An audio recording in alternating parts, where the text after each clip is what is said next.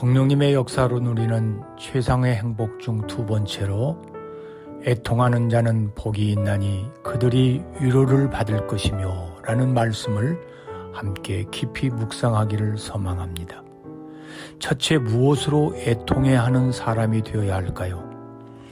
한 성경학자는 예수님의 팔복을 가리켜서 천국에 이르는 야곱의 사다리라고 말했습니다. 그런데 이 사다리에서 결코 건너뛸 수 없는 중요한 신앙의 한 단계가 애통의 다리입니다. 애통이란 말은 우리 안에 있어야 할 어떤 중요한 것이 없음을 인하여 그리고 없어야 할 것이 우리 안에 있음으로 아파한다는 의미입니다.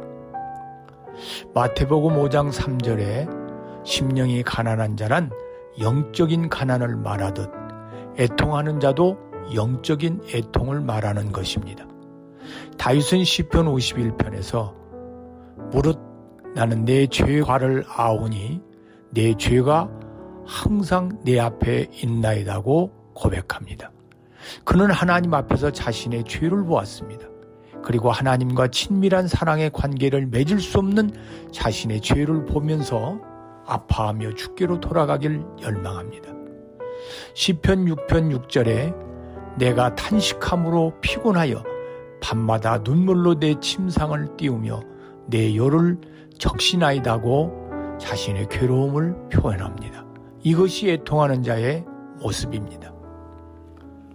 바울은 하나님의 의에 부딪히자 상대적으로 불의한 자신을 보면서 하나님 앞에 엎드려 내가 원하는 바 선은 하지 아니하고 도리어 원치 아니하는 바 악을 행하는도다. 오호라 나는 권고한 자로다. 누가 나를 이 사망의 몸에서 건져내려고 애통해야 합니다. 우리 안에 있어야 할 하나님의 거룩과 사랑의 성품은 없고 없어져야 할 교만과 이기심과 헛된 욕심과 죄악된 성품으로 가득 찬 자신을 바라보면서 하나님 앞에서 애통해야 할 때 그 순간 하나님께서 우리를 사로잡습니다. 그리고 우리를 다시 만들기 시작합니다. 이 처절한 애통이 없이는 아무도 하나님 앞에서 새롭게 될 수 없으며 하나님이 주시는 진정한 행복을 누릴 수 없습니다. 영적 지도자들은 자기 자신의 죄와 연약함만으로 애통해하는 자가 아니라 다른 사람의 죄와 연약함 때문에도 애통해야 합니다. 예수님은 늘 이런 애통이 있었습니다. 성경을 보면 예수님은 나사로 무덤을 향해 그리고 예루살렘 성을 향해 우셨습니다. 예수님께서는 나사로와의 개인적 관계 때문에 우신 것이 아니라 사람들이 죄로 말미암아 죽을 수밖에 없는 존재가 되었다는 사실 때문에 우셨습니다. 또한 예루살렘이 조국 땅이었기 때문에 우신 것이 아니라 메시아를 인정하지 않고 죄로 말미암아 돌 위에 돌 하나도 남김없이 멸망당할 예루살렘 성을 향해 눈물을 흘리셨습니다. 진정한 그리스도인들은 다른 사람의 죄와 죄로 인한 불행을 보고 애통해야 하며 그들이 예수 그리스도를 믿고 회개하여 죄사함 받고 구원에 이르기를 갈망합니다. 둘째, 위로를 받는다는 것은 무슨 의미인가요? 사람의 위로가 있고 하나님의 위로가 있습니다. 사람들의 위로로는 치유할 수 없는 극한 슬픔의 때에는 하나님의 위로로만 해결될 수 있습니다.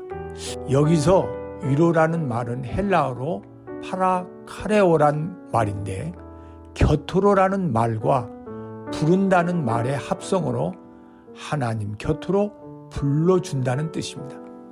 엄마를 잃어버리고 엉엉 울고 선 아이에게는 무엇이 위로가 되겠습니까? 아무리 비싸고 멋진 장난감이나 맛있는 과자도 그 아이를 진정으로 위로할 수 없습니다. 단지 엄마가 찾아가서 애야, 엄마가 여기 있다.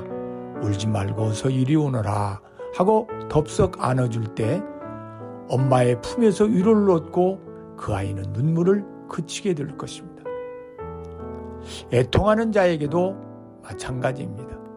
죄로 말미암아 하나님을 잃어버리고 애통해할 때 하나님이 찾아오셔서 그래 내가 안다 용서해 주마 라고 부드러운 손을 내밀어 줄 때 우리는 참으로 감격에 넘치는 위로를 받게 될 것입니다. 배고파 우는 아기에게는 어머니의 젖이면 되고 빚에 쪼들려서 괴로워하는 자에게는 돈이면 위로가 될 것입니다. 그러나 죄와 자기의 어리석음과 연약함 때문에 애통해하는 자에게는 돈도 명예도 어떤 보화로도 위로가 되지 않습니다. 오직 하나님의 용서와 사랑밖에 없습니다. 전능하신 하나님만이 하실 수 있습니다. 마르다와 마르다가 사랑하는 오빠를 잃고 애통해할 때 주께서 찾아오셔서 함께 눈물을 흘려주시고 죽은 나사로를 부활케 하여 위로하여 주셨습니다.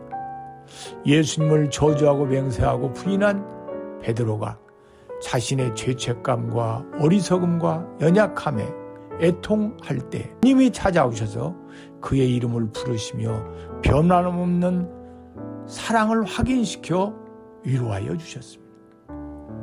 참된 위로는 예수 그리스도께서 내 곁에 찾아오셔서 내 영혼을 긍휼히 여겨주시고 어루만져 주시는 것입니다.